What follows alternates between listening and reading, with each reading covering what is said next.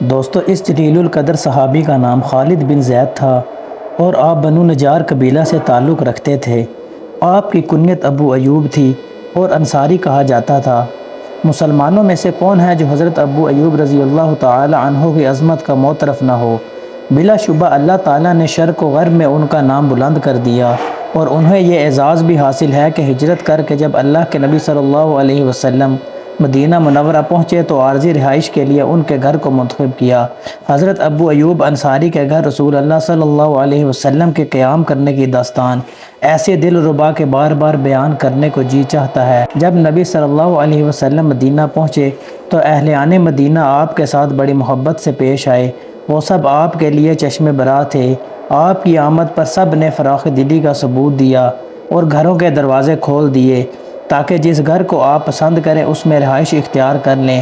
لیکن رسول اللہ صلی اللہ علیہ وسلم نے مدینہ کے قریب وادی قباء میں چند دن قیام کیا اور وہاں ایک مسجد کی بنیاد رکھی۔ یہ تاریخ اسلام کی وہ پہلی مسجد ہے جس کی بنیاد اللہ کے نبی نے اپنے دست مبارک سے رکھی، جو آج مسجد قباء کے نام سے معروف ہے۔ وادی قباء میں کچھ عرصہ قیام کے بعد آپ نے مدینہ منورہ کا رخ کیا۔ یثرب کے سردار راستے میں کھڑے آپ کا انتظار کر رہے تھے۔ ہر ایک کی یہ دلی تمنا تھی کہ اسے اللہ کے نبی کی میزبانی حاصل ہو۔ ہر شخص یہی آرزو کرتا کہ آپ ہمارے ہاں قیام پذیر ہو۔ آپ ہر ایک سے یہی ارشاد فرماتے کہ میری اونٹنی کا راستہ چھوڑ دو، یہ اللہ کی جانب سے مامور ہے۔ اونٹنی مسلسل چلتی رہتی، سب کی آنکھیں اس کی طرف تھی۔ دلوں میں ایک ہی شوق سمایا ہوا تھا کہ کس طرح اللہ کے رسول کی میزبانی کا شرف حاصل ہو جائے۔ جب اونٹنی ایک گھر کے سامنے سے گزر جاتی تو اس گھر والے غمگین ہو جاتے اور اس سے اگلے گھر والوں کو امید نظر آنے لگتی، لیکن وہ مسلسل چلتی رہی۔ لوگ بھی اس کے پیچھے رواں دواں تھے۔ ہر ایک کے دل میں یہ شوق بھی تھا کہ دیکھیں اونٹنی کہاں بیٹھتی ہے۔ اونٹنی حضرت ابو ایوب کے گھر کے سامنے کھلی فضا میں بیٹھ گئی، لیکن اللہ کے نبی اس سے نیچے نہیں اترے۔ اس نے دوبارہ چلنا شروع کر دیا۔ اللہ کے رسول اس کی لگام تھامے ہوئے تھے اور وہ جلد ہی دوبارہ اپنی پہلی جگہ پر بیٹھ گئی۔ اس پر حضرت ابو ایوب کا دل خوشی سے باغ باغ ہو گیا اور اللہ کے رسول کو خوش آمدید کہا اور اتنے خوش ہوئے جیسے دنیا کے خزانے ہاتھ لگ گئے ہوں۔ آپ کا سامان اٹھایا اور اپنے گھر کی طرف چل دیے۔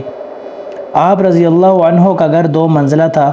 اوپر والی منزل کو خالی کر دیا تاکہ اللہ کے نبی اس میں قیام پذیر ہوں، لیکن اللہ کے رسول نے نیچے والی منزل کو ترجیح دی اور حضرت ابو ایوب نے آپ کے حکم کی تعمیل کی۔ آپ نے جہاں رہنا پسند کیا وہاں پر ہی آپ کا انتظام کیا۔ پھر اللہ کے رسول آرام کی غرض سے لیٹ گئے تو آپ اور آپ کی اہلیہ اوپر والی منزل پہ تشریف لے گئے، لیکن دل میں خیال آیا کہ یہ ہم نے کیا کر دیا۔ ہمارے آقا نیچے آرام کریں گے اور ہم اوپر، کیا ہم اللہ کے رسول کے اوپر چلے پھریں گے؟ کیا ہم اللہ کے نبی کے وحی کے درمیان حائل ہوں گے؟ یہ تو آپ کی خدمت اقدس میں گستاخی ہے، ہم تو برباد ہو جائیں گے۔ دونوں میاں بیوی انتہائی حیران و پریشان تھے۔ کچھ سمجھائی نہیں دیتا تھا کہ اب کیا کریں۔ دلی سکون جاتا رہا۔ پریشانی کے عالم میں دیوار کے ساتھ پیٹھ لگا کر بیٹھے رہے اور اس بات کا خیال رکھا کہ کمرے کے درمیان نہ چلیں۔ جب صبح ہوئی تو حضرت ابو ایوب اللہ کے رسول کی خدمت میں عرض کی، یا رسول اللہ، باخدا آج رات ہم دونوں جاگتے رہے اور ایک لمحہ بھی نہیں سوئے۔ آپ نے دریافت کیا کہ کیوں؟ عرض کیا کہ ہمارے دل میں احساس پیدا ہوا کہ ہم چھت کے اوپر ہیں اور آپ نیچے۔ ہم دیوار کے ساتھ چمٹ کر بیٹھے رہے کہ اگر ہم چھت پر چلیں گے تو چھت کی مٹی آپ پر پڑے گی جو آپ کے لیے ناگوار گزرے گی، اور دوسری بات یہ کہ ہم آپ اور وحی کے درمیان حائل ہو گئے ہیں۔ یہ باتیں سن کر اللہ کے نبی نے فرمایا کہ ابو ایوب، غم نہ کرو، نیچے رہنا میرے لیے آسان اور آرام کا باعث ہے، کیونکہ لوگ ملاقات کی غرض سے کثرت سے تشریف لاتے ہیں۔ ابو ایوب انصاری فرماتے ہیں کہ ہم نے اللہ کے نبی کا حکم مان لیا، لیکن ایک رات ہمارا پانی کا مٹکا ٹوٹ گیا اور پانی چھت پر بہہ گیا۔ میں اور میری بیوی جلدی جلدی سے لحاف سے پانی صاف کرنے لگے کہ کہیں یہ پانی نیچے ٹپک کر اللہ کے رسول تک نہ پہنچ جائے۔ جب صبح ہوئی تو میں اللہ کے رسول کی خدمت میں حاضر ہوا۔ میں نے عرض کیا کہ اے اللہ کے رسول، میرے ماں باپ آپ پر قربان ہو، مجھے اچھا نہیں لگتا کہ ہم اوپر رہیں اور آپ نیچے، اور میں نے مٹکا ٹوٹنے کا واقعہ بھی سنایا۔ آپ نے میری التجا کو قبول فرمایا اور آپ بلائی منزل پر چلے گئے اور ہم نیچے منتقل ہو گئے۔ دوستو، اللہ کے رسول 7 ماہ تک حضرت ابو ایوب رضی اللہ عنہ کے گھر قیام پذیر رہے، اور اتنے میں اس خالی جگہ پر ایک مسجد تعمیر ہو چکی تھی جہاں پر اللہ کے رسول کی اونٹنی بیٹھی تھی، اور اللہ کے رسول ان حجروں میں منتقل ہو گئے جو آپ کے لیے تعمیر کیے گئے تھے۔ آپ نے ابو ایوب انصاری کے گھر کو ہمیشہ اپنے گھر جیسا ہی سمجھا۔ حضرت عبداللہ بن عباس رضی اللہ عنہ بیان کرتے ہیں کہ ایک دن حضرت ابو بکر صدیق رضی اللہ عنہ اپنے گھر سے مسجد کی طرف جا رہے تھے۔ دھوپ بہت تیز تھی۔ راستے میں حضرت عمر سے ملاقات ہوئی تو انہوں نے آپ سے دریافت کیا کہ آپ اس وقت یہاں کیسے؟ تو آپ نے فرمایا کہ مجھے اس وقت بہت بھوک لگی ہے۔ حضرت عمر نے فرمایا کہ باخدا میں بھی اسی بھوک کی وجہ سے نکل آیا ہوں۔ دونوں یہی باتیں کر رہے تھے کہ اتنے میں اللہ کے نبی بھی نکل آئے۔ اللہ کے رسول نے فرمایا کہ آپ دونوں اس وقت یہاں کیسے؟ دونوں نے ایک ساتھ جواب دیا اور کہا کہ اللہ کے رسول بھوک بہت زیادہ لگی ہوئی تھی۔ آپ نے فرمایا کہ اس اللہ کی قسم جس کے قبضے میں میری جان ہے، میں بھی اسی بھوک کی وجہ سے گھر سے نکل آیا ہوں۔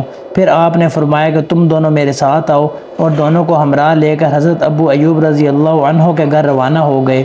حضرت ابو ایوب آپ کے لیے روزانہ کھانا محفوظ رکھتے تھے، اور جب آپ گھر تشریف نہیں لاتے تو اہل خانہ کو کھلا دیتے تھے۔ جب دروازے پر پہنچے تو ام ایوب رضی اللہ عنہا نے آپ اور آپ کے ساتھیوں کو خوش آمدید کہا۔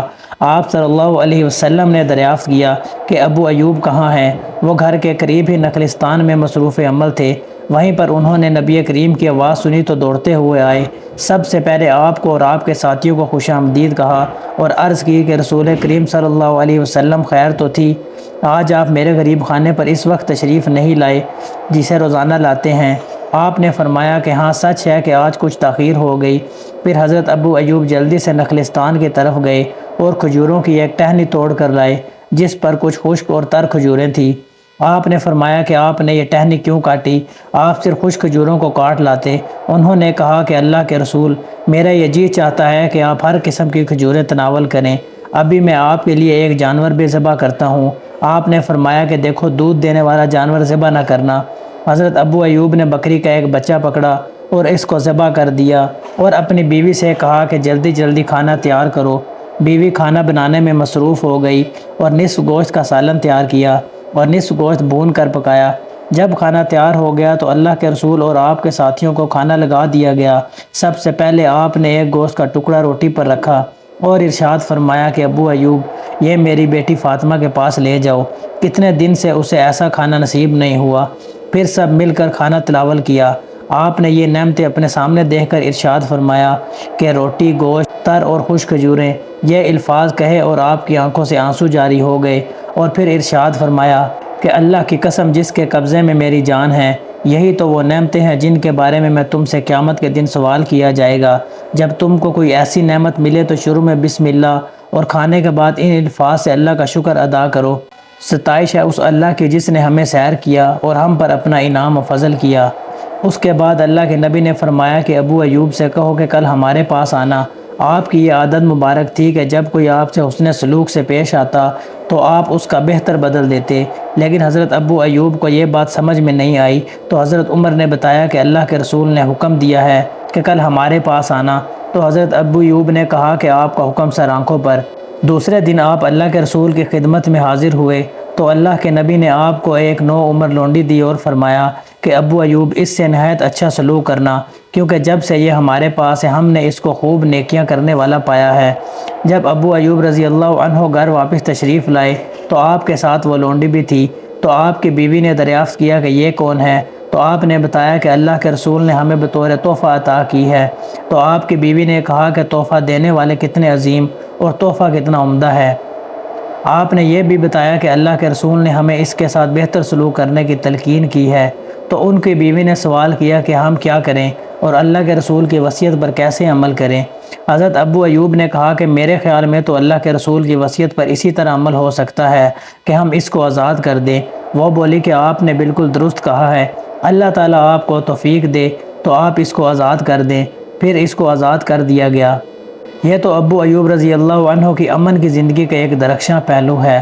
اگر زمانہ جنگ میں آپ کے بعض پہلو کا ذکر کریں تو آپ حیران رہ جائیں گے۔ حضرت ابو ایوب رضی اللہ عنہ زندگی بھر غازی بن کر رہے۔ آپ کے بارے میں یہ بات مشہور تھی کہ معاویہ رضی اللہ عنہ کے زمانے تک آپ ساری جنگوں میں شریک تھے۔ آپ کی آخری جنگ وہ ہے جس میں حضرت امیر معاویہ رضی اللہ عنہ نے اپنے بیٹے کی قیادت میں ایک لشکر قسطنطنیہ روانہ کیا تو حضرت ابو ایوب اس وقت عمر رسیدہ تھے، لیکن آپ جنگ میں خوشی کے ساتھ شامل ہوئے تھے اور اللہ کی راہ میں سمندر کی موجوں کو چیرتے ہوئے آگے بڑھتے رہے۔ دشمن کی لڑائی میں ابھی چند دن ہی گزرے تھے کہ آپ بیمار ہو گئے اور جنگ میں شریک نہ ہو سکے۔ سپہ سالار آپ کی تیمارداری کے لیے آئے تو پوچھا کوئی خواہش ہو تو بتائیں۔ آپ نے کہا کہ مجاہدین کو میرا سلام کہنا اور کہنا کہ دشمنوں کی سرزمین میں پیش قدمی کرتے ہوئے آخری حد تک پہنچنا اور میری لاش کو اپنے ساتھ لے کر قسطنطنیہ کی آخری دیوار کے پاس دفن کرنا، اور اللہ کو پیارے ہو گئے۔ مجاہدین نے ان کی تجویز پر عمل کیا اور دشمن سے آخری حد تک لڑتے رہے اور کامیاب ہو گئے، اور حضرت ابو ایوب رضی اللہ عنہ کا جسم خاکی ساتھ اٹھائے ہوئے تھے اور ان کو قسطنطنیہ کے قریب ہی دفن کر دیا گیا۔ اللہ تعالی حضرت ابو ایوب انصاری رضی اللہ عنہ پر رحم کرے۔ آپ نے اللہ کی راہ میں آخری دم تک جہاد کیا۔